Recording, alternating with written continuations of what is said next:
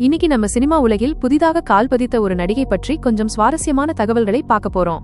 அவங்க வேறு யாரும் இல்ல, நம்ம ட்ரெண்டிங் படத்துல கலக்கின பிரியாலயா தான். சமீபத்தில் ஒரு பேட்டியில பிரியாலயா தன்னோட நடிப்புக்கு உந்துதல் கொடுத்த ஒரு நடிகரை பத்தி பேசியிருக்காங்க. அவங்க பேச்சை கேட்டா ஷாக் ஆகிடுவீங்க. அவங்க ஆரம்பத்துல சிம்புவோட தீவிர ஃபேனா இருந்தாங்களாம். ஆனா அவங்க நடிப்பை தேர்ந்தெடுத்ததுக்கு பிறகு விக்ரம் சாரோட படங்களை பார்த்து வியந்து போய் அவரோட நடிப்பு திறமைதான் அவங்களுக்குள்ள நடிக்கணுங்கிற ஆசைய அதிகப்படுத்தியதாம். விக்ரம் சாரோட சில படங்கள் பெரிய வெற்றி அடையலைனாலும் அவருடைய நடிப்பு எப்பவுமே பிரமாதமா இருக்கும்னு பிரியாலயா சொல்லிருக்காங்க.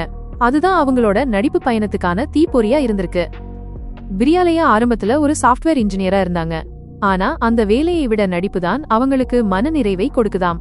நடிகைகள்னா கிளாமரா நடிக்கணும்னு ஒரு எண்ணம் இருக்கு. ஆனா பிரியாலயா அதுல கொஞ்சம் வித்தியாசமா யோசிக்கிறாங்க. கவர்ச்சியான வேடங்கள்ல நடிக்க மாட்டேன்னு சொல்லிருக்காங்க.